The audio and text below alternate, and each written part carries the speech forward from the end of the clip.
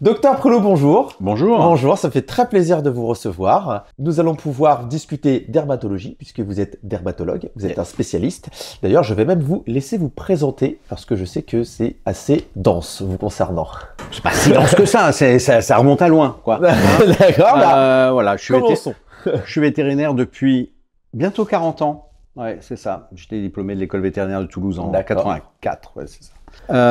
Donc, je suis spécialiste en dermatologie. Donc, chez nous, les spécialistes, ils sont diplômés d'un collège européen. C'est un truc un petit peu particulier du monde vétérinaire. Donc, je suis diplômé du collège européen de dermatologie. J'ai créé, avec d'autres associés, le centre hospitalier vétérinaire Advesia à Vélizy, où on s'est rencontrés. Tout à fait. Et là, je dirige l'unité de dermato, d'allergologie et d'autologie, puisque la dermatologie regroupe en fait un peu tout ça.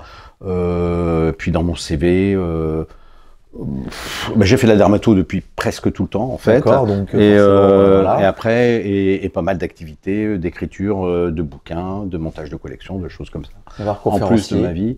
Alors conférencier, ouais, ça c'est vraiment. Mais de toute façon, c'est le corollaire d'un spécialiste dans notre monde vétérinaire. On fait énormément de conférences, ouais. Donc conférences, cours, articles de recherche, etc. Voilà, c'est un peu mon quotidien. On va dire 3 jours de consultation et tout le reste autour de la formation. Ouais. Très bien. Mais écoutez, ça tombe très bien parce que nous avons pas mal de questions. Donc, j'explique quand même aussi le principe de la chaîne. C'est que sur la chaîne YouTube que je possède, qui s'appelle La Vie de Sora, j'invite des spécialistes. Et en fait, tout ça, pourquoi? Parce que j'ai envie d'aborder des sujets qui peuvent être parfois complexes, comme l'alimentation. Ce mot reviendra dans notre parcours d'interview. Et ou alors de la dermatologie, j'espère bientôt l'ophtalmologie et la neurologie, pour aborder des sujets qui sont parfois assez complexes, très nébuleux pour des propriétaires, parents, prenez le terme que vous préférez, le chien. Et c'est pas facile parce qu'on est obligé comme ça il y a des mythes, il y a des choses qu'on entend, qu'on lit sur certains sites qui sont plus ou moins bien référencés. Et en fait, on ne sait pas trop à quel sens se vouer aussi. C'est pour ça que j'aime bien faire venir des spécialistes et leur poser des questions avec l'angle d'un propriétaire vraiment lambda. Voilà. Je n'ai pas bossé mon sujet plus que ça pour justement venir avec ce que je sais de parler, on dit. Voilà. Donc, en toute humilité. Voilà. Donc on va pouvoir commencer. Eh bien on y va. Alors je vous propose de commencer par la première question. Quels conseils donneriez-vous aux propriétaires de chiens pour maintenir la santé dermatologique de leur animal? Oh, c'est une bonne question. La base d'une peau saine, il y a 2 choses essentielles. L'alimentation et les traitements antiparasitaires. D'accord. C'est pas plus que ça. D'accord. Donc, un chien traité contre les puces et contre les tiques régulièrement, ça évite qu'il se gratte, ça évite que la peau s'infecte, etc. D'accord. Et l'alimentation, elle est au cœur de la santé de la peau parce que la peau consomme une quantité énorme des apports en nutriments chez le chien, puisqu'il y a un renouvellement permanent de la peau et des poils. Donc, une alimentation qui n'est pas bien équilibrée, avec des protéines de mauvaise qualité, ça va tout de suite avoir une répercussion sur le pelage. D'accord. Et après, il n'y a pas une marque de croquette, un élément, un machin. Il y a celle qui convient au chien, qu'on trouve. La base, c'est des protéines de bonne qualité et assez d'oligo-éléments pour que la barrière cutanée soit correcte. D'accord. Donc c'est vraiment, si on prend ces 2 cas-là, on est déjà pas mal. Après, sur des chiens qui ont du sous-poil, des poils longs, du brossage très régulier, c'est la bonne base. Ok. Point. Ouais, donc il n'y a même pas de recette miracle, massage à l'huile de jojoba, pousse de lavande. Alors moi je trouve que les massages c'est vachement sympa. D'accord, ok. Ouais. Oui. Non mais c'est vrai. Moi je suis pour. D'accord. Les chiens aussi, ils adorent ça. Ouais. Et non, sur les soins locaux sur la peau, franchement, si le chien a une bonne alimentation, qu'il n'y a pas de maladie de peau, il n'y a pas besoin de faire quoi que ce soit. Une des grosses tartes à la crème habituelles, c'est il faut jamais shampouiner un chien, au contraire, il faut shampouiner toutes les semaines. Mais ma concierge m'a dit en fait c'est tous les 15 jours. En fait, il n'y a pas de règle. Ouais, parce que c'est vrai que la concierge, elle parle beaucoup, elle donne plein de conseils. Oui, mais il y en a de moins en moins. Donc, ce qui permet d'avoir maintenant, on va sur Internet, ça permet d'avoir d'autres sources de désinformation permanente. Donc, vraiment sur les shampoings, il n'y a pas de règle. Sur les shampoings, sur des animaux qui ont de la peau malade, on va shampouiner souvent, ne serait-ce que pour les débarrasser de toute l'infection. Et puis après, un animal qui a une peau qui salit vite, typiquement un animal en milieu urbain. Vous prenez un petit chien blanc, vous prenez un whisky qui vit en milieu urbain, pauvre chien, vous êtes obligé de toute façon de le shampouiner toutes les semaines parce qu'il est crade, c'est aussi bête que ça. Quand c'est sale, on nettoie. Le fait qu'il ait les poils sales comme ça, peut déclencher des maladies de la peau ou... Pas forcément, mais franchement, au niveau interaction avec son chien, c'est quand même plus sympa avec un poil propre. Hein. Oui, je suis d'accord. Donc d'accord, donc effectivement, quand les animaux se grattent, ça peut forcément avoir, parce que ça, en fait, on blesse un peu la peau, quoi. Enfin, ça laisse bien sûr, des sillons, quoi.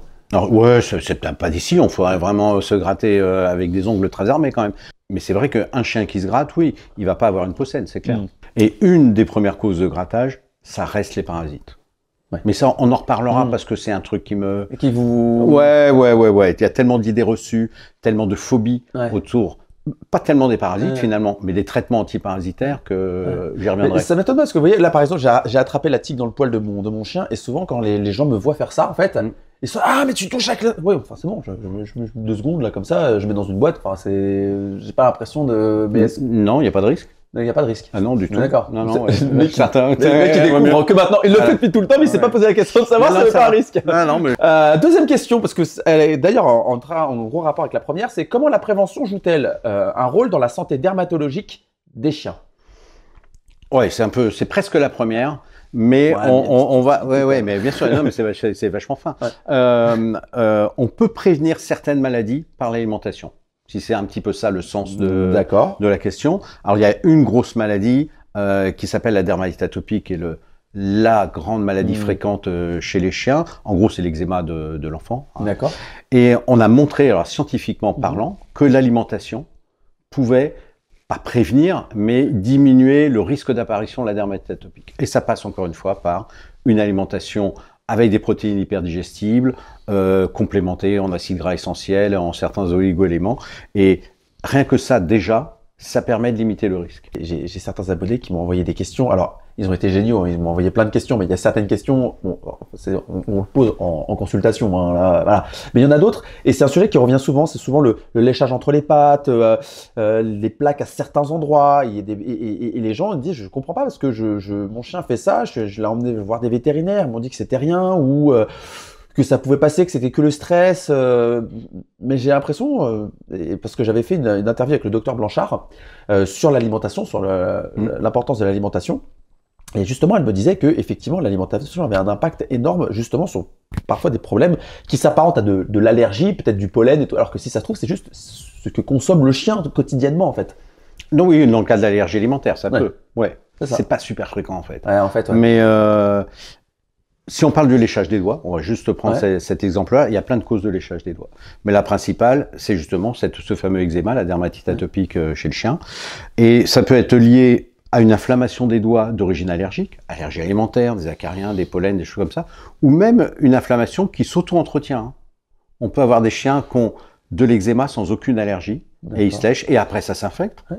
Et donc en fait, vaut mieux consulter pour savoir l'infection qu'il y a entre les doigts, c'est des champignons, des bactéries, il y a toute une démarche à faire quand un chien se lèche les doigts, et c'est pareil, assez rarement d'origine psy. Un petit truc, je vais vous donner des petits trucs comme ça. Quand c'est les doigts et entre les doigts, c'est souvent de la dermatite atopique ou des parasites d'ailleurs.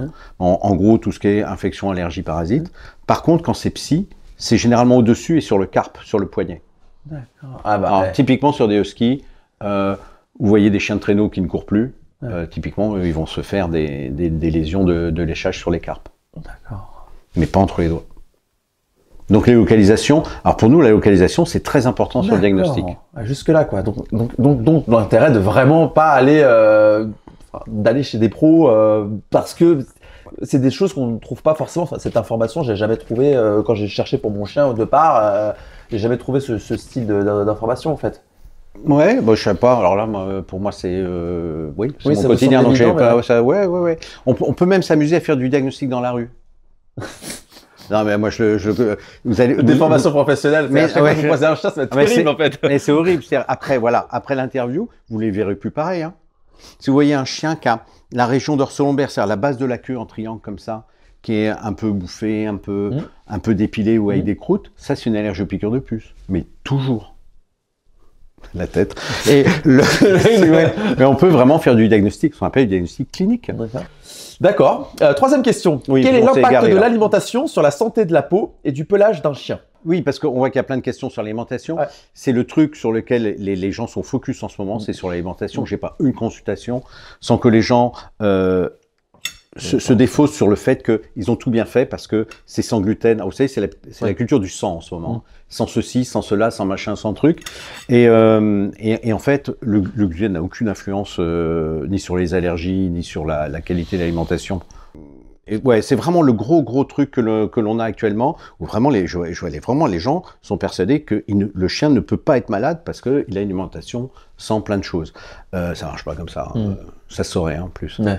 Et sur l'alimentation, c'est important, c'est super important. Nous, pour les maladies de peau, ben, c'est la génétique qui compte.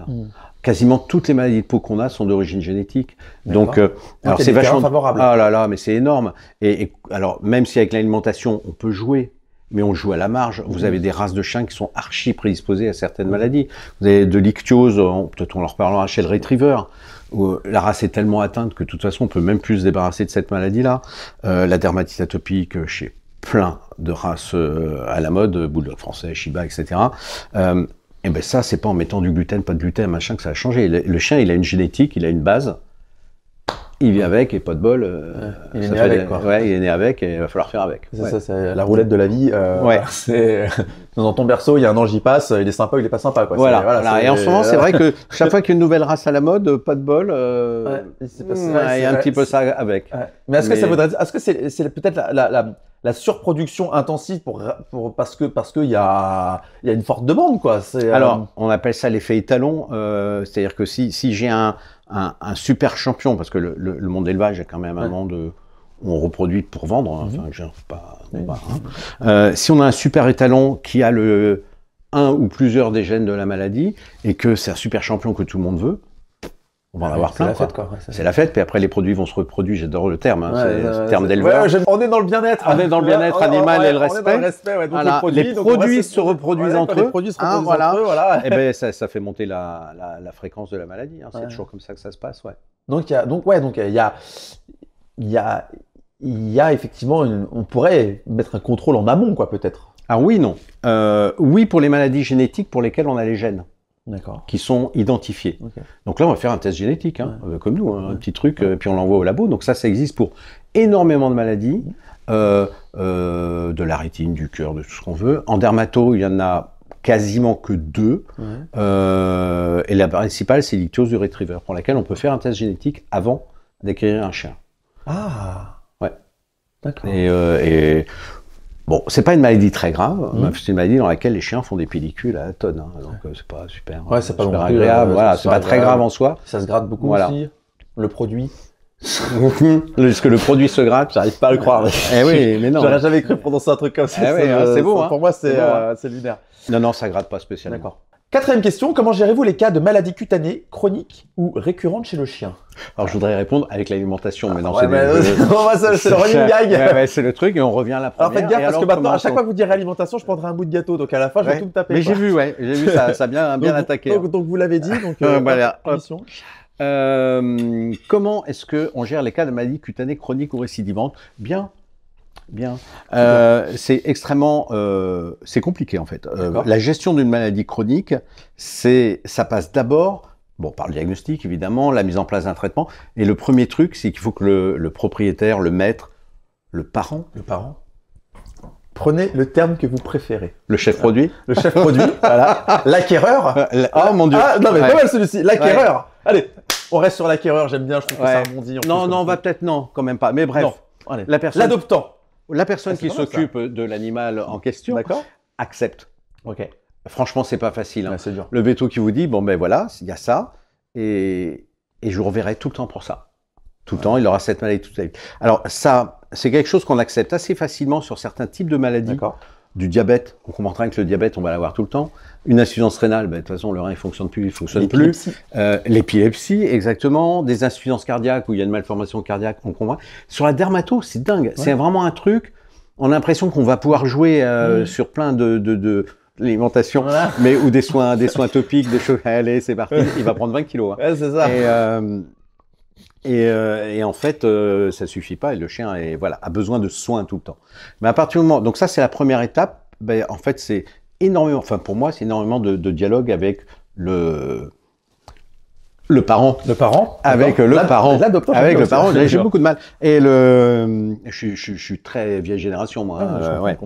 Et pourtant, à 30 ans, ça va, quand même. ouais, mais j'ai 30 ans, mais j'ai eu 30 ans encore avant. Hein. Donc ça se gère avec vraiment une adhésion entre le maître et le vétérinaire, et on choisit ensemble le traitement, en fait.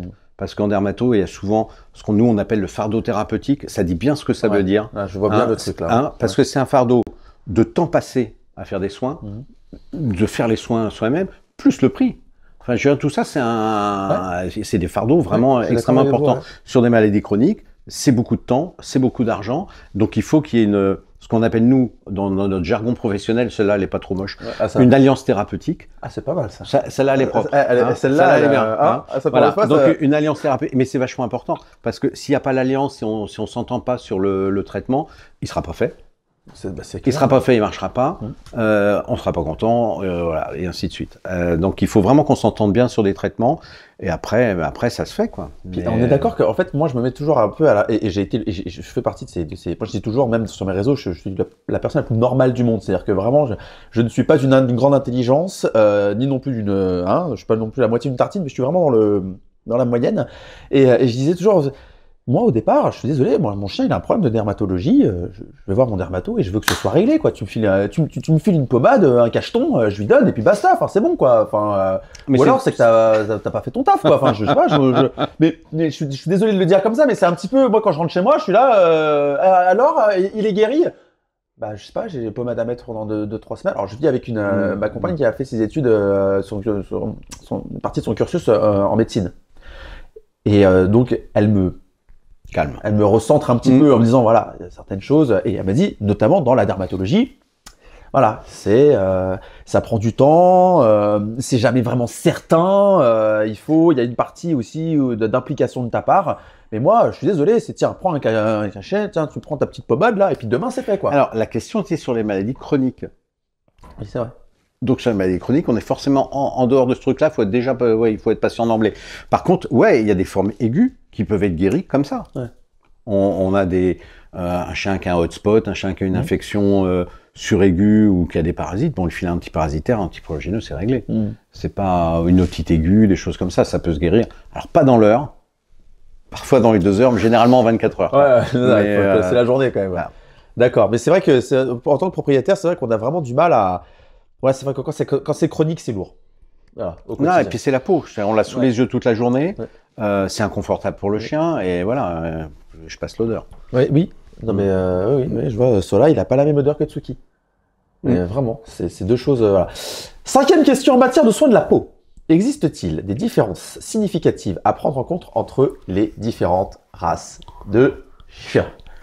Eh bien, en fait, tout dépend de l'alimentation. C'était normal. J'essaie de... Voilà. On va changer de gâteau. On va changer de gâteau. C'est bien. C'est bien. Alors, est-ce qu'il y a des différences entre les races? En fait, selon les pelages surtout. C'est aussi bête que ça. Un chien à poil long ou à sous-poil dense, il faut très souvent le brosser.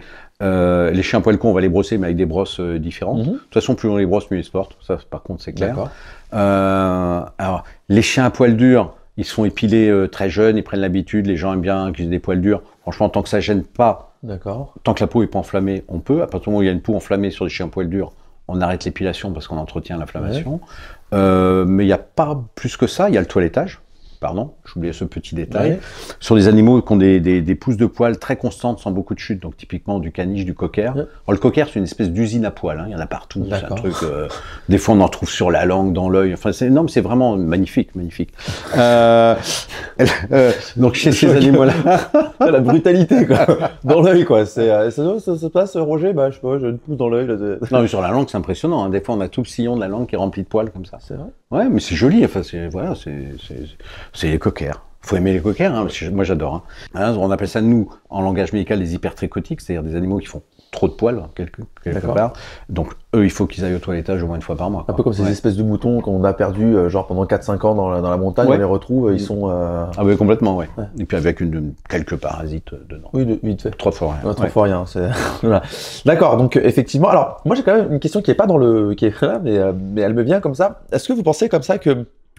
On a peut-être abordé un petit peu le sujet aussi de tout à l'heure, on l'a un peu frôlé, mais la gestion de l'hypertype, justement dans le développement des maladies comme ça, cutanée, est-ce que effectivement on a constaté une recrudescence chez certaines races canines de problèmes cutanés chez le développement des hypertypes? Alors, la réponse est oui, pas forcément avec ce que vous imaginez. Oui, pour deux choses. À cause de l'hypertype directement. D'accord. Donc, c'est les plis. Hein. D'accord. C'est les plis de la face chez Carlin, français, bulldog anglais, et les plis de la queue, qui sont épouvantables.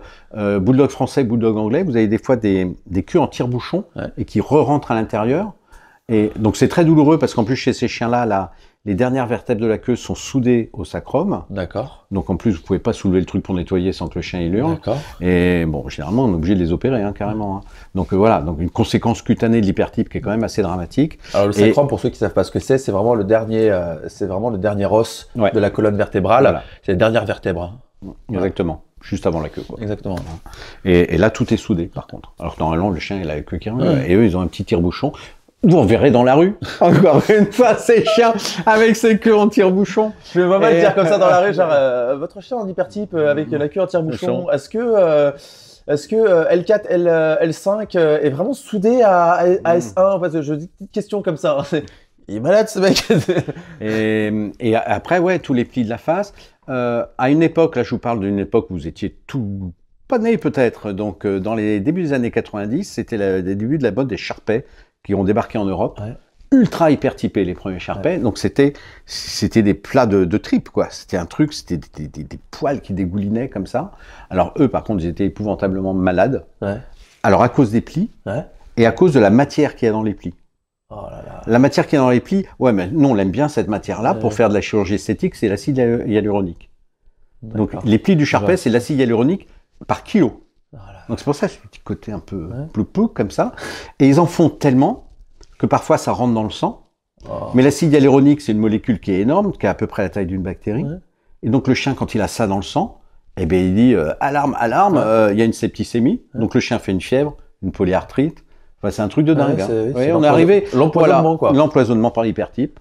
Pas mal, hein. Ouais, c'est cool. Et après, je finis sur l'hypertype parce que ouais, on va pas dire que je veux pas en rajouter, mais franchement, les vétos sont un peu vent debout contre l'hypertype parce que nous, on travaille sur beaucoup d'animaux qui souffrent à cause de ça, mais qui souffrent de façon absolument dingue. Sur des chiens qui ont les problèmes de peau, c'est ce qu'on appelle des comorbidités, c'est-à-dire que ça leur crée des maladies qui rendent le reste des traitements difficiles. Wow.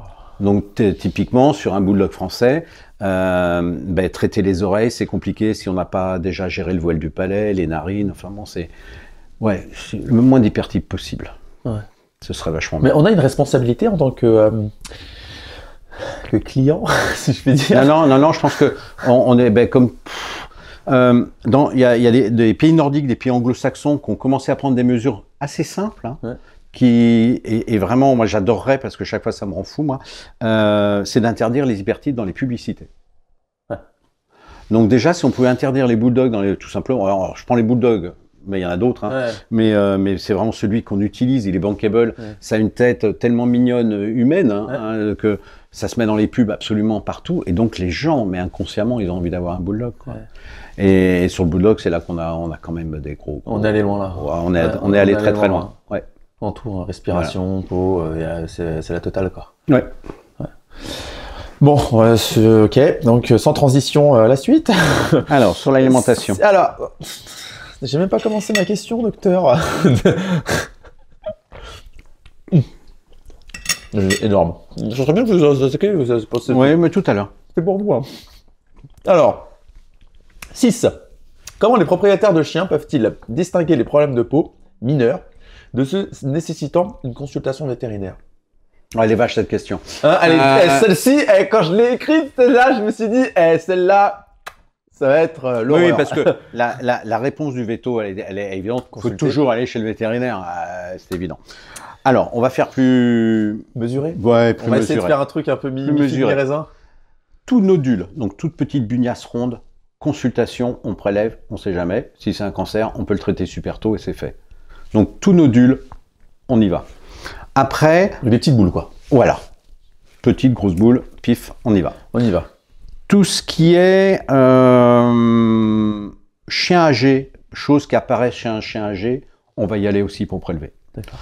Hélas, pour les mêmes raisons. Après, donc, quand on est sur du jeûne, si le chien a la peau un peu rouge, mais qui se gratte pas, que ça le gêne pas, à partir du moment où il n'y a pas de gêne, il n'y a pas de mauvaise odeur, il n'y a pas de raison de s'affoler outre mesure. Mais dès qu'il y a une gêne, dès qu'il y a des démangeaisons, dès qu'il y a une mauvaise odeur, il faut consulter, quoi. D'accord. C'est clair. Hein. Oui, parce que donc c'est quand même un peu, la réponse est quand même un peu tout le temps. Quand même. Ouais, on consulte, quoi. Non, mais si on a son chien qui, pour la première fois, a la peau un peu sèche, quelques pellicules, on peut parfaitement le shampouiner plutôt qu'aller chez le véto et puis voir si ça revient, si ça suffit ou pas. C'est pas non plus... Pas la peine de s'alarmer systématiquement. Non. Mais par contre, sur les vieux chiens, faut vraiment faire gaffe, il y a des trucs vicieux. Ça va vite, quoi. Ouais. Un peu comme chez les humains, les personnes âgées, quand elles se font mal, c'est pas la même chose que quand c'est un gamin de 14 ans, quoi, souvent. Et en plus, là, nous, on peut vraiment les amener chez le véto. Bref. Celle-là, je sais pas si je vais la mettre. Ouais, si, quand même. Alors, la 7e, quelle est la partie la plus gratifiante de travailler comme dermatologue canin, pardon. C'est de rencontrer des gens extraordinaires. Ouais, je comprends. Voilà. Je comprends. C'est tout. Des gens avec une casquette et des lunettes qui rentrent comme ça. Non, mais c'est rencontrer des gens qui vous offrent un très bon thé. D'ailleurs, il refroidit, il faudrait m'en remettre un autre. Ce qui est vraiment gratifiant en dermato, c'est typiquement la spécialité pas gratifiante. Parce que, en fait, moi, je le vois bien avec les jeunes, personne n'a envie de venir voir les consultations de dermato. C'est un truc où ça pue, où ils ne comprennent pas toujours tout. Enfin, c'est un peu bizarre. Même visuellement. Ouais, et puis comme je le disais tout à l'heure au début, en fait, c'est beaucoup de relations avec les gens pour expliquer la maladie, pour s'entendre sur des... Et bon, c'est un truc de vieux, ça. Et après, ce qui est vraiment gratifiant, alors comme toute partie de la médecine, c'est un beau diagnostic, une maladie rare, une maladie qu'on décrit pour la première fois, franchement, je vais pas faire le bagel, mais c'est sympa. En espérant que ce soit pas trop grave. Ouais, c'est ça. Quand même. Et après, bah oui, des réussites de traitement. Évidemment, le chien, avant, sans poils, après, avec des poils, voilà. Donc les avant-après, des belles réussites de traitement, c'est gratifiant. Mais le vrai truc gratifiant, c'est de voir les gens revenir avec le sourire. Ça, c'est génial. On sait qu'on leur a changé la vie, en toute simplicité, toute modestie. Toute modestie. Voilà, ils ont à nouveau une vie grâce à nous. Mais vraiment, en fait, c'est le but. Voilà, ils ont retrouvé une qualité de vie, un truc normal. Le chien va bien, le chien a plus mal. Parce ça, c'est chouette. En réalité, et ça c'est quelque chose que j'ai regardé et que j'essaie de maîtriser chez moi parce que c'est pas facile. Il y a une amorce émotionnelle qui est quand même terrible concernant notre chien. Et j'ai l'impression qu'elle est encore plus élevée concernant notre chien que concernant nos propres enfants presque. J'ai certaines personnes, si vous voulez, quand le chien, il lui arrive quelque chose, par exemple, il a un bout d'oreille qui est coupé, on est là, oh mon Dieu! Franchement, avec un enfant qui a un bout d'oreille coupé, on s'affole un peu quand même. Moi, je pense que c'est l'inconnu qui crée la panique et qui fait qu'on monte dans les tours. À partir du moment où on a déjà vu un genou écorché, qu'on a déjà vu un chien avec une oreille écorchée, on n'est pas plus affolé que ça. Si c'est la première fois, ben on ne sait pas si c'est grave, comment ça va s'arrêter, machin, etc. Je pense que c'est plus ça plutôt que la relation parent-enfant, parent-chien. Et de même que on voit des gens, pour revenir au sujet de la peau, qui ont des chiens dans les états épouvantables. Ils l'auraient vu pour la première fois comme ça, ils seraient affolés, ils ont fini par s'y faire, ils ont fini par gérer. Mais je pense que c'est surtout l'inconnu qui crée la panique. Bon, 8e question. Alors ça, celle-ci, je sais qu'elle va vous plaire. Oh là là, je sais qu'elle va vous plaire. Je ne sais pas pourquoi Quelles sont les avancées récentes dans le traitement des maladies de la peau chez les chiens qui vous excitent le plus? Alors, on parle des 2 dernières années, 10, 20 ou 30 dernières années. Celle que vous préférez. C'est celle de ma jeunesse, bien sûr. Ouais, c'est facile. Alors, on va remonter quand même à 40 ans en arrière, quand j'ai commencé. Les premières avancées, c'était l'alimentation. J'ai déjà senti dire celle-là. Il n'a pas vu venir. Pas du tout. Pas du tout, celle-là, je l'ai pas vu venir. Donc ça, c'était début des années 90, où les Américains sont arrivés avec des croquettes à visée thérapeutique. Nous, on n'avait pas ça, années 90 du tout. Donc ça, c'était une des premières avancées, et avec une amélioration de la qualité de l'alimentation. Donc là, je plaisante plus, c'était vraiment, vraiment ça. Et je l'ai redit. Et Vache. Heureusement que j'ai pas servi de l'alcool quand même. Après, ouais, c'est vrai. Ou avec un truc un peu épicé, ça aurait été sympa aussi. Après, ça a été l'amélioration des traitements anti-puces.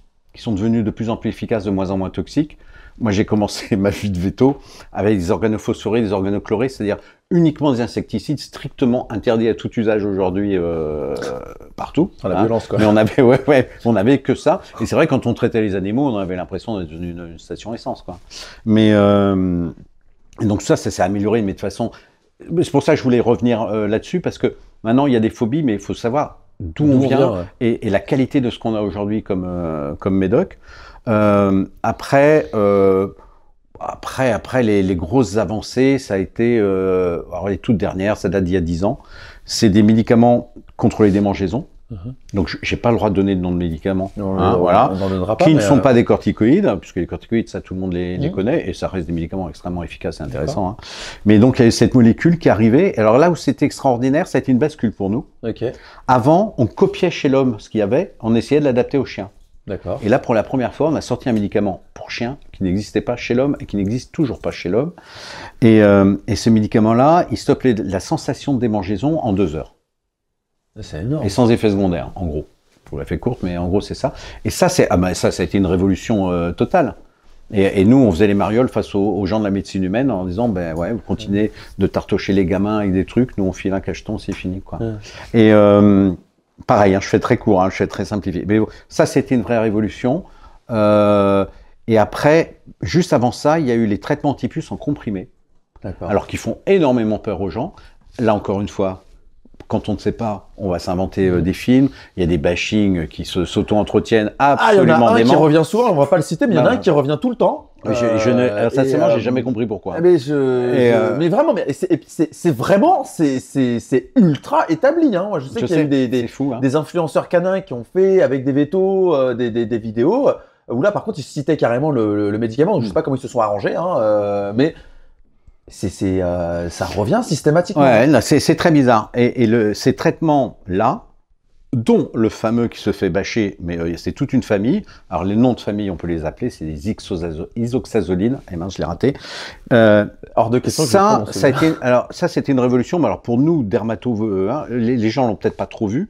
Ils ont vu le côté pratique du comprimé. Mais nous, on a vu un médicament qui tue les tiques, les puces et toutes les gales. Donc du jour au lendemain, toutes les maladies parasitaires, elles étaient contrôlées avec un comprimé. Et c'est un truc de dingue. Hein. Et donc, toute la dermatologie a changé de tête. Hein, entre la bouffe, les antiparasitaires et le... Je vais me taper les 3 gâteaux. Hein, on s'est retrouvé vraiment plus qu'à gérer des infections, des allergies, quoi, en gros. Hein, et quelques maladies génétiques et des trucs comme ça. Mais ça, c'est des vraies révolutions, mais c'est énorme. Hein. Et tant pis pour ceux qui font du bashing, ils s'amusent à se faire peur, etc. Ça a fait un tel bien médicalement aux animaux que c'est fou, quoi. Et alors, il faut aussi préciser quelque chose qui est très important, c'est que, notamment chez les parasites, c'est pas parce qu'on a traité notre chien contre les parasites que les parasites ne se posent pas dans le poil. On est d'accord? Non, parce qu'on n'a pas mis les pancartes. Voilà. Il faut pas venir. Voilà, on est d'accord. Parce que moi, je sais que mes chiens, comme ils se promènent très souvent en forêt et que la forêt est infestée. Non, puis c'est les balais brosses en plus. Voilà, j'en récupère comme tout à l'heure là. Voilà, il y a des gens qui viennent me voir en me disant sur les réseaux, t'as qu'à les traiter. Mais en fait, ils sont traités. C'est juste que, en fait, ça n'empêche pas la tique de se poser. Voilà. Et en plus, la tique, c'est très long avant qu'elle passe entre les poils, qu'elle arrive sur la peau, puis qu'elle passe plusieurs jours à essayer de faire son truc. Et qu'elle meurt, parce que donc on peut avoir plusieurs jours d'éthique avec un bon traitement. Ouais, exactement. Ouais. Donc bon, bah c'est comme ça. Et puis c'est vrai que les colliers anti-tiques là avec les perles de céramique. Je les aime ceux-là.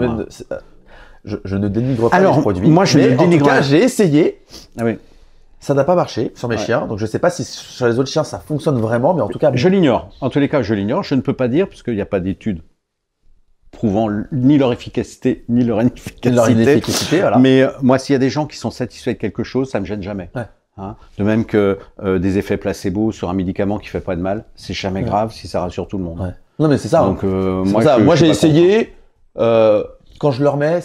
C'est vraiment esthétique parce que c'est vrai que c'est sympa. C'est vrai qu'ils sont jolis. Non mais voilà. Là pour le coup, ça a vraiment pas du tout. Voilà. Mais l'esthétique et les puces, ça fait pas. Voilà. Ouais. Non. Faut... Donc voilà, j'ai tendance à dire. En tout cas, chez mes chiens, ce qui marche, c'est les médicaments. Bah oui. Voilà. En plus, on est sur des chiens avec un peu. Et les pipettes. bien appliquer une pipette anti-puce dans un pelage dense, c'est un truc ultra compliqué. En vraiment. Fait, hein. Rien que d'atteindre le sous-poil, c'est super compliqué. Hein. Faut tondre.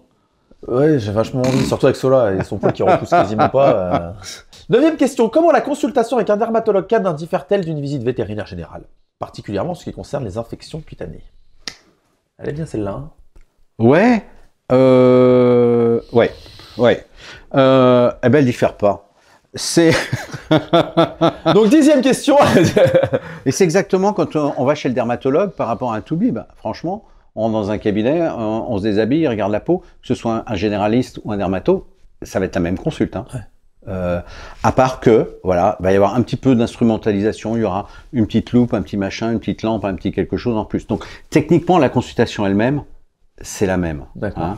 Hein. Et en plus, les vétos généralistes, ou du moins pas spécialistes, ils vont faire exactement les mêmes examens, parce qu'ils sont formés à ça, ils sont formés à faire plein de trucs, qu'un dermato. Hein.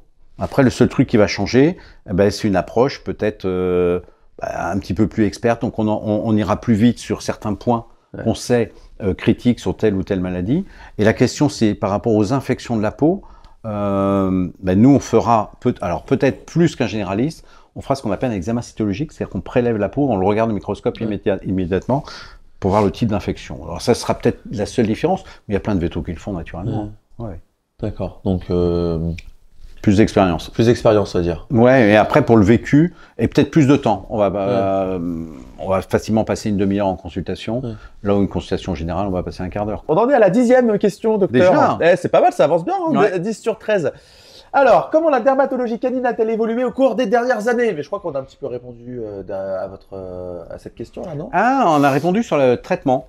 C'est vrai, mais on n'a pas... La dermatologie, c'est tout un grand domaine, n'est-ce pas? C'est pas vrai, c'est une spécialité. Eh bien, justement, parlons-en. Depuis quand est-ce que c'est une spécialité? Oui, c'est vrai, ça. Bah oui, hein? Il a fallu créer la spécialité.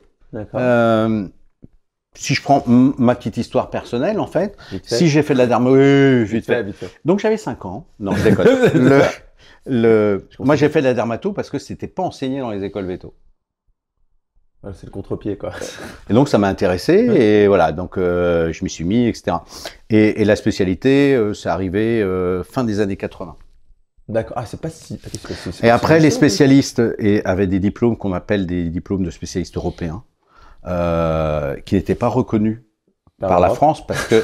si, reconnus dans toute l'Europe, sauf la France, parce que les diplômes étaient en anglais, pour la faire courte, et pas délivrés par des universités françaises. Donc, ça a été un combat pendant des années, jusqu'à ce qu'il y ait enfin une reconnaissance par la France des diplômes européens. Mais franchement, c'est pas vieux. Hein. Voilà. Donc maintenant, ça y est, il y a les spécialistes à peu près de tout. Hein, mais c'est vrai que ça a commencé avec la chirurgie, l'ophtalmo, enfin, on va dire les choses très nobles. Puis après, la médecine interne, la cardio, etc. Et la dermato, on est arrivé un petit peu après tout le monde. Mais c'est une histoire assez récente, les spécialités dans le monde vétérinaire. Hein. Et c'est aussi pour ça, d'ailleurs, qu'il n'y a pas le réflexe toujours de travailler avec les spécialistes dans ce monde-là. D'accord. Donc justement, on peut dire que ça a commencé à évoluer quand on a, en France, tout du moins, quand on a commencé à reconnaître la spécialisation déjà. Oh non, c'est parallèle. C'est parallèle. Non, l'amélioration technique, elle était indépendante. L'amélioration technique, elle dépendait des laboratoires pharmaceutiques, soyons clairs. Ils en ont rien à foutre qu'il y ait des spécialistes, pas des spécialistes. Ils faisaient leur job d'innovation. Et la spécialité, c'est juste parce que on a un peu copié les Américains, comme souvent quand même, avec une amélioration petit à petit et de façon exponentielle de la qualité des soins, de la technicité des soins, quoi. Il y a une avancée technologique là, comme ça sur la dermatologie, je sais pas si ça peut, quand elle est sortie, vous vous êtes dit technologique. On travaille un peu technologique. Eh ben c'est une colle. Je vais dire non. J'espère que je vais pas dire de bêtises. Non, elles sont strictement médicamenteuses. Les vraies avancées qu'on a eues. Il n'y a pas d'outils techniques, que ce soit du laser, de la cryothérapie, enfin tout ça, c'est tous ces petits trucs de chirurgie cutanée micro-invasif, c'est pas des révolutions non plus, hein, c'est pas... Ouais, non, il n'y a pas un truc à révolutionner la dermatologie en dehors des médicaments. D'accord. Donc c'est médicamenteux, et notamment le médicament dont on a parlé tout à l'heure, qui est spécialement pour le chien et qui n'existe pas pour l'homme et qui... Ça, et les traitements anti-puces par voie orale. Ouais. Ça pour vous, c'est vraiment la grosse avancée, quoi. Ah ben pour nous, dermatologues, c'est énorme. Avant, la moitié de mes cas, c'était des parasites. C'est fini, je les vois plus. C'est-à-dire que j'ai complètement changé de paradigme clinique, n'est-ce pas? Mais non, il y aura toujours du travail en dermatologie, il y aura toujours des maladies de peau, ça c'est clair. Mais le fait d'avoir des outils pour traiter les parasites aussi efficaces, c'est vraiment un confort. Mais on va prendre l'exemple de l'homme. Allez. Parce que moi j'aime bien quand il y a plein d'idées reçues de cultures thérapeutiques qui sont des freins, c'est drôle. Chez l'homme, pour traiter la gale, depuis les débuts de la dermato, on va dire 19e siècle, etc., jusqu'à maintenant, on mettait des lotions antiparasitaires. D'accord. Et on a découvert qu'avec un comprimé d'un médicament que nous on utilisait chez les bovins, puis qu'on a utilisé après chez le chien, on pouvait guérir la gale avec une prise d'un comprimé. Point. D'accord. Donc le truc super simple et pas cher en plus. Super. Il a fallu attendre presque des décennies pour que les habitudes changent. Parce que traiter un parasite qui est sur la peau, avec un comprimé, avec un comprimé, ça passe pas, quoi. Et encore plus en dermatologie humaine, où on a vraiment une énorme habitude de traiter tout avec des soins locaux. Alors chez nous, c'est un petit peu différent, on a plus l'habitude de faire traiter par la bouche. Donc traiter des choses de dehors par l'intérieur, c'est bizarre. Oui, mais justement, ça me plaît cette analogie-là, parce que il y a beaucoup de personnes qui sont très anti-médicaments. C'est leur choix, il n'y a pas de problème, je ne remets pas ça en question. Parce que justement, ils partent du principe que si le problème est superficiel, pourquoi est-ce qu'on consomme quelque chose qui rentre dans le corps? Mais c'est ces premières personnes qui sont capables de vous dire que attention à tous les produits qu'on va manger dans notre alimentation, parce que peut y avoir des des allergènes, ou alors des pesticides, des produits endocriniens. Enfin, et ils ont pas tort.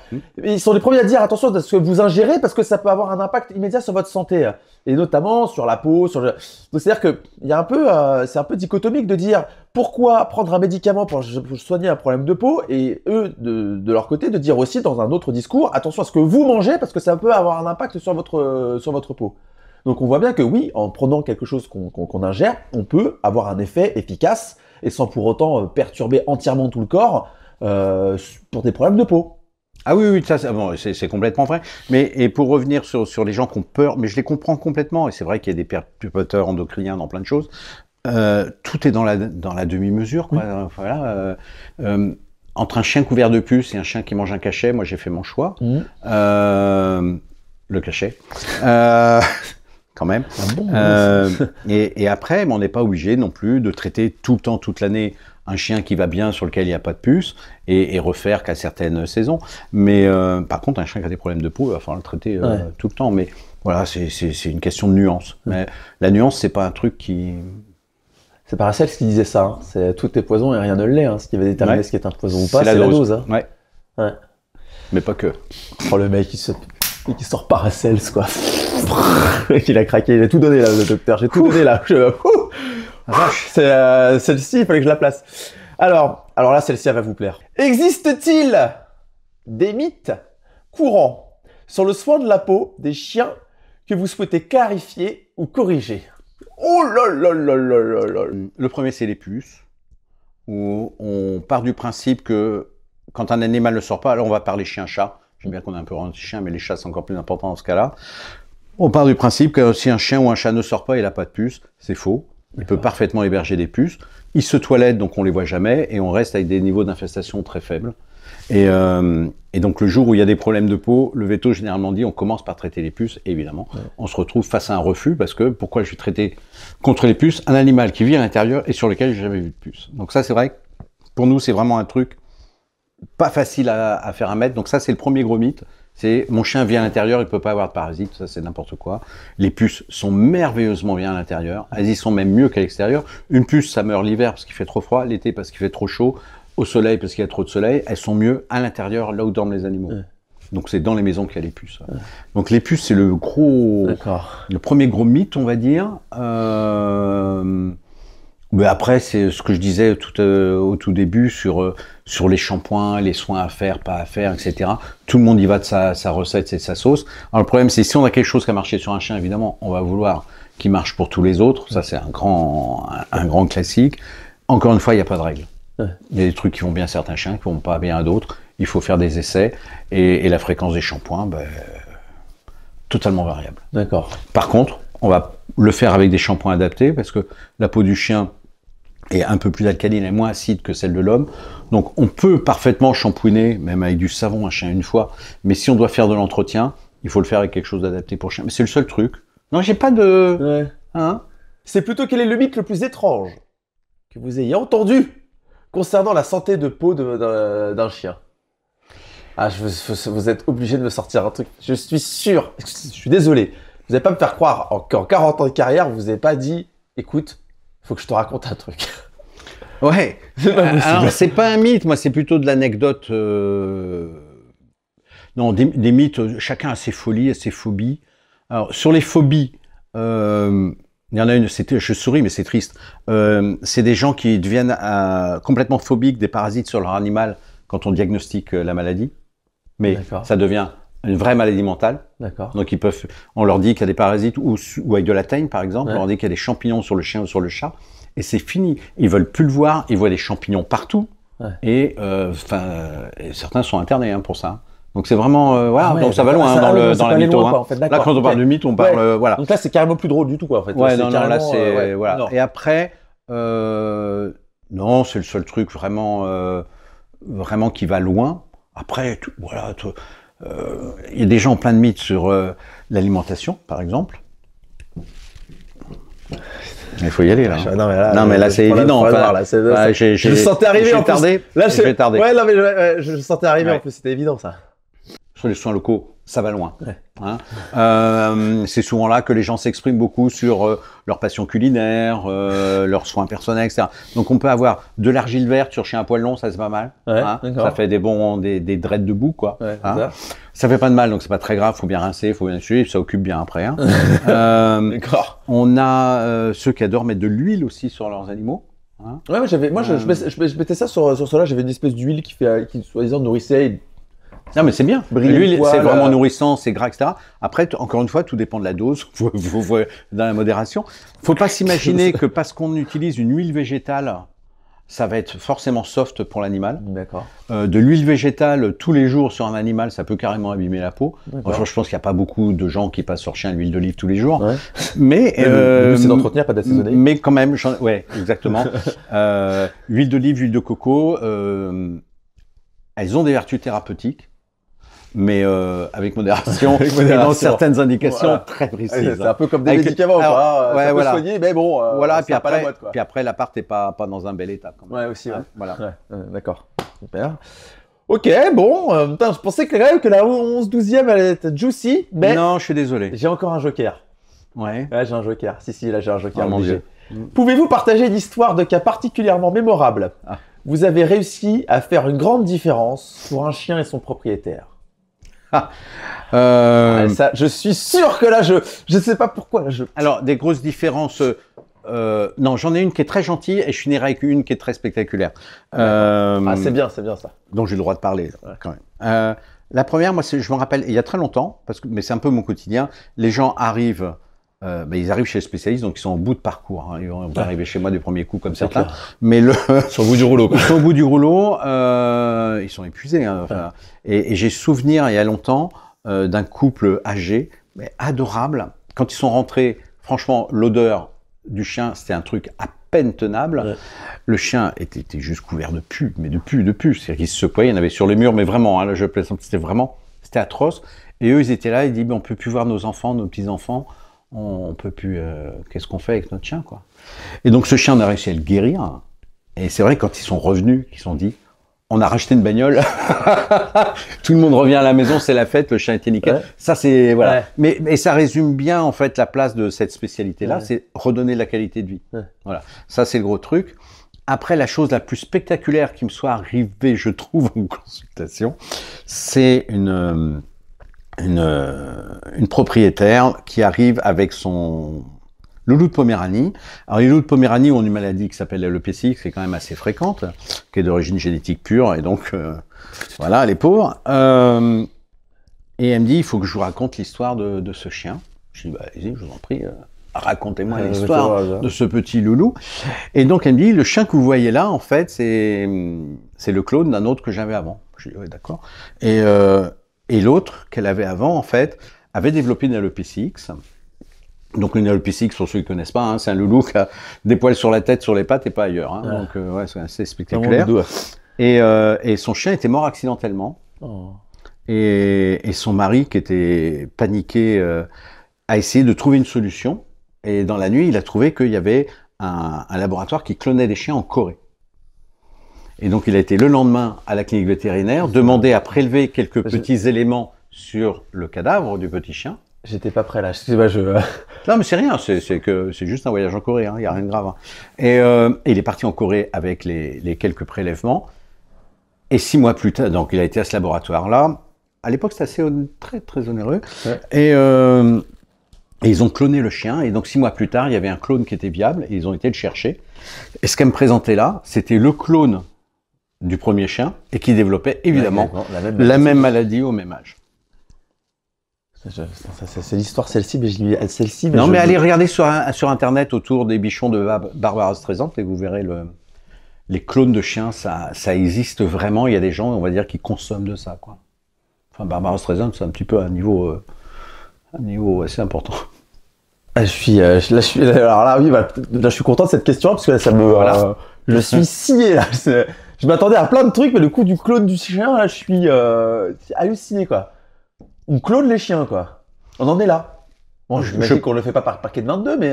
C'est pas légal, je pense, en France à l'heure actuelle, mais donc ça se fait en Corée chez ce mec-là, et ça se fait aux États-Unis, il y a plusieurs labos aux États-Unis qui le font. C'est du business, voilà, encore, toujours. C'est plusieurs centaines de milliers d'euros.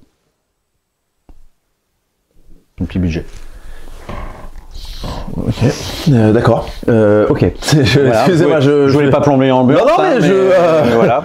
Hein, c'est comme quoi on en apprend encore tous les jours. Super, grosse ambiance. Je suis halluciné là. Il fallait pas me demander. Hein. Ah ouais non, mais là, ouais non, je regrette pas, hein, mais ça me fait bizarre quand même un peu là, non. Alors, il y a certains internautes qui ont déjà posé des questions. Oh là là, oh la vache, il fait mal celui-là. Ah, je me suis tué. Et on dit comment? Des internautes. Mais des abonnés, Thibaut, réveille-toi, oui. Tu sens que le mec il maîtrise pas le sujet, quoi. Alors, je vais pas vous poser toutes les questions parce que effectivement, je pourrais pas faire des consultations. Voilà, exactement. Voilà, hein, parce qu'il y a des questions. Je suis désolé qu'en fait, faut poser justement pendant une consultation vétérinaire. Par contre, il y a certaines questions que je trouve très intéressantes et vous pouvez répondre assez, je pense, facilement. Par exemple, un chien peut-il avoir froid? Et attraper des coups de soleil. Ah oui, parfaitement. Alors, on revient sur notre petit loulou de Poméranie avec son alopécie. Voilà. Typiquement, il va attraper des coups de soleil. C'est pour ça que leur peau est souvent noire, parce qu'ils ont pris le soleil. Donc oui, un chien peut attraper des coups de soleil, clairement, sur des zones où il n'y a pas de poils, ou peu de poils. Des chiens blancs avec peu de poils, typiquement un dogo, un bull terrier, qui dort au soleil près d'une piscine, là il va cramer et c'est même dangereux, hein, on peut même avoir des cancers dus au soleil. Donc c'est vraiment pas anodin, c'est pas... J'ai entendu dire que la peau des chiens était quand même nettement plus sensible au soleil que celle des êtres humains d'ailleurs. Est-ce que c'est vrai ou est-ce que c'est un mythe? Alors Joker. Bien joué. Ok, pas de souci. Joker total, on n'a pas les mélanomes qu'on a comme chez l'homme. Avec leur côté, on a des mélanomes épouvantables, hein, mais pas induits par le soleil comme chez l'homme, etc. Par contre, on a d'autres types de cancers induits par le soleil. D'accord. Donc, mais franchement, les chiens, ils y vont. Les chiens et les chats, ils y vont vraiment quand ils sont en bord de piscine avec le bid à l'air comme ça. C'est sûr que sans protection solaire, c'est normal qu'ils crament. Hein. Ouais. Et puis derrière, coup de soleil, puis si on assiste, on peut avoir des cancers cutanés. Ok. Moi, voilà, je pense que la personne sera contente d'avoir la réponse. Ou pas, voilà, et froid l'hiver aussi, hein, je crois, c'était ça. Ouais, c'est ça. Bah oui. Ouais. Ouais. Après, en fonction de la race, ils sont plus ou moins sensibles, quoi. Ah oui, complètement. Mais après, ils vivent avec leur pelage et normalement, il n'y a rien à faire. Ouais. On les laisse avec leur pelage, ils sont habitués, on touche rien. On s'amuse pas à tondre des huskies l'été sous prétexte qu'il va faire beau, parce que ça les protège en fait de la chaleur. Donc non, on ne tombe pas les huskies. On ne tombe pas. D'accord, très bien. Alors, question un petit peu générique, hotspot, les causes, comment les prévenir? Alors le hotspot, c'est dû au grattage. Donc ça, c'est aussi simple que ça. Okay. Donc tout ce qui gratte peut créer un hotspot. Okay. Donc un hotspot, pour ceux qui ne savent pas, c'est une grosse plaque suintante épouvantable qui apparaît en quelques heures, qui est douloureuse même. Hein, c'est vraiment un truc. C'est pour ça que le chien lèche d'ailleurs. Ouais, il lèche, il gratte, il est pas bien. Ouais. Et donc faut trouver pourquoi il se gratte. Si c'est à la joue, faut voir s'il y a une otite. Si c'est à l'arrière, on va voir s'il a des puces. Hein. On revient toujours sur les puces, sur la première cause de hotspot. Voilà. Et après, ça peut être ça peut être de la dermatite atopique, ça peut être plein de choses. Je le sens arriver, putain, je le sens arriver. Je l'ai pas dit. Ah, d'accord, il l'a pas dit. Il l'a pas dit de le dire. Je l'ai pas dit. Ah, après, dans la dermatite atopique, il peut quand même y avoir l'alimentation. Ah. Je le savais, j'en étais sûr. En plus, j'ai presque le mec qui le cherche. Bah oui. Un bout de forêt noire. Allez hop, et ici toi. Voilà. Évidemment.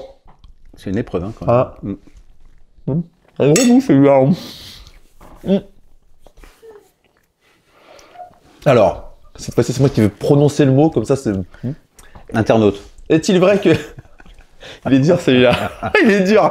Est-il vrai que l'alimentation au cru favorise les problèmes de peau? Non, pas particulièrement. Le fait que ce soit cru ou cuit, il faut savoir qu'il n'y a pas un aliment plus allergisant qu'un autre. D'accord. Ça, c'est super important à se mettre en tête parce qu'il y a plein d'idées reçues.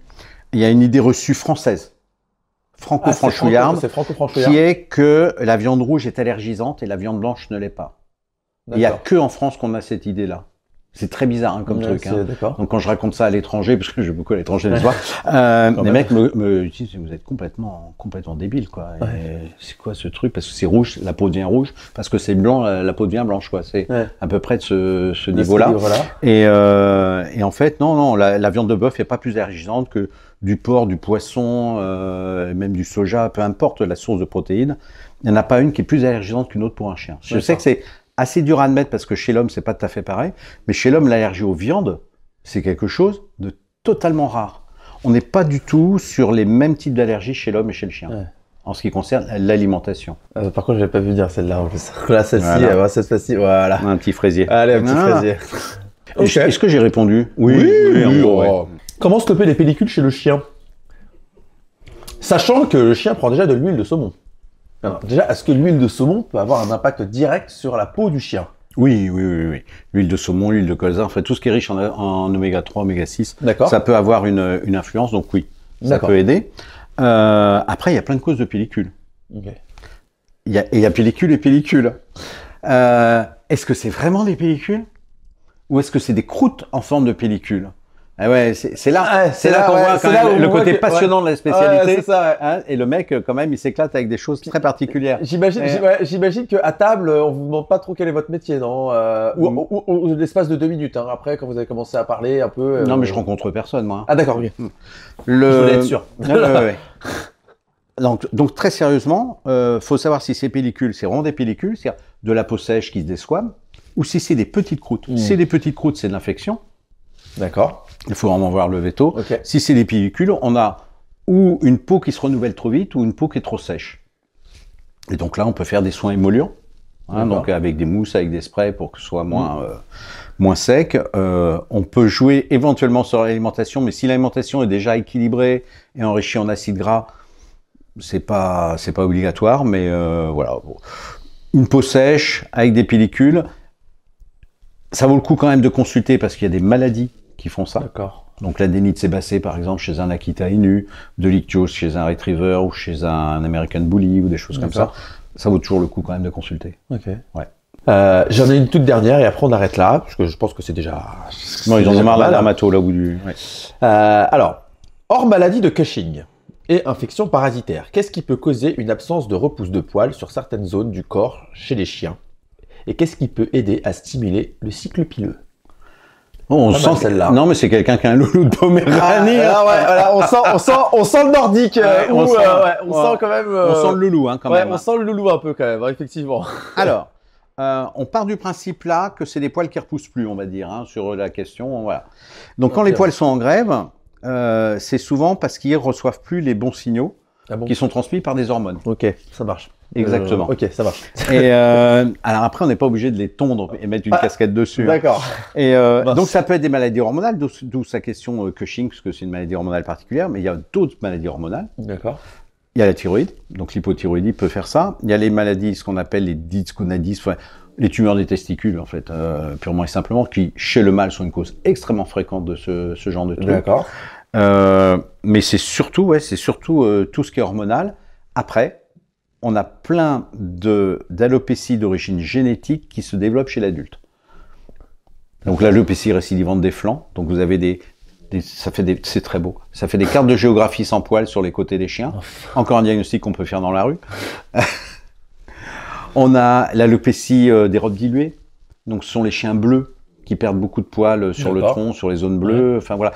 Il y a un bon paquet. Il y a quelques chapitres des bouquins de dermato quand même là-dessus. Hein. Mais si on veut rester sur l'hormonal, il faut rajouter donc la thyroïde et les testicules. D'accord. Et donc, pour relancer le cycle. Ah, relancer le cycle, eh ben, on enlève. Alors, soit on traite l'hypothyroïdie, soit on castre, hein, purement et simplement.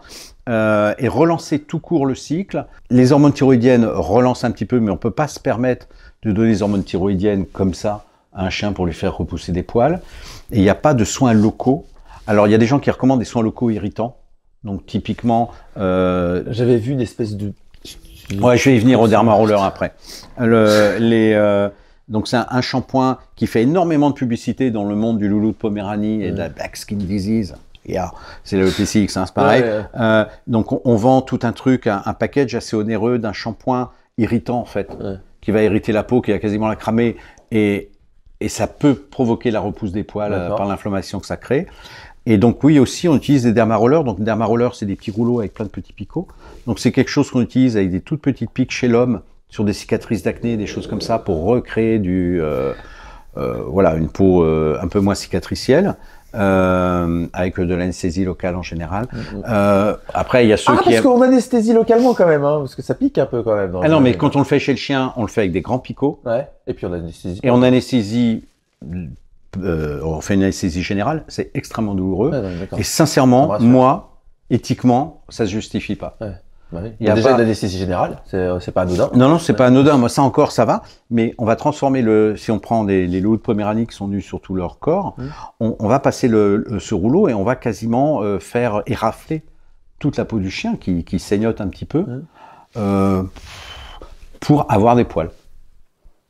Alors que c'est une maladie qui est purement cosmétique. Donc moi, personnellement, je le fais plus.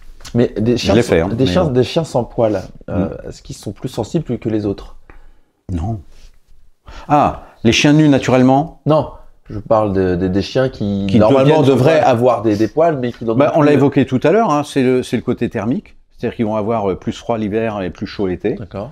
Et après, s'ils prennent trop de soleil, on va avoir des points noirs, des comédons, on va avoir toutes les dermatoses solaires qui vont se développer sur eux, mais si on les protège bien et si on hydrate la peau, ah oui, s'il y a ce petit détail-là, j'oubliais, pardon, et ça revient avec la question d'avant sur les pellicules, il faut hydrater cette peau-là, parce qu'il n'y a plus les poils pour absorber le sébum et rien, c'est un vrai bordel sur la peau de ces chiens-là, et elle est ultra sèche. Et très souvent, quand j'ai des loulous de Poméranie avec une alopécie X, les gens sont affolés par la perte de poils, moi je suis affolé par la sécheresse de la peau. Mais ils sont secs, hein, c'est vraiment un truc, et ils s'infectent et tout. D'accord, bon, écoutez, je pense que ça a été quand même très dense. Hein, ça a été dense, hein, on a fait un beau parcours. On a fait un joli parcours quand même. Écoutez, merci infiniment, Dr Prelot, c'était un vrai plaisir de vous recevoir. J'en ai appris beaucoup, dont une information encore tout à fait particulière sur le clonage. Excusez-moi, je reste encore un peu déboussolé par cette information. Ça a été dense, mais ça a été très bien. Voilà, j'ai tout compris, ce qui n'est pas forcément très très facile pour moi. Voilà. Et en tout cas, j'espère vous revoir bientôt. Si vous aimez la dermato, quand vous voulez. Oui, alors je suis désolé pour les personnes qui nous suivent, les abonnés qui m'ont envoyé plein de questions, mais pour répondre assez facilement à ces questions, en fait, on peut pas. Il faut voir le chien, il faut qu'il soit présent. On peut pas comme ça faire des diagnostics sans avoir vu le chien. C'est quand même très compliqué. Et une simple explication par message, malheureusement, n'est pas... Même des photos et tout, c'est pas possible. Même des photos, c'est pas possible. Non, c'est vraiment la téléconsultation en dermatologie, alors que ça devrait s'y prêter, c'est pas génial. C'est pas génial. Non. Donc, il faut vraiment avoir le chien sous les yeux, puis comprendre l'écologie du chien, il y a des détails. Ouais, et puis il y a des prélèvements à faire, il y a des façons de regarder les poils et tout. Ouais, d'accord.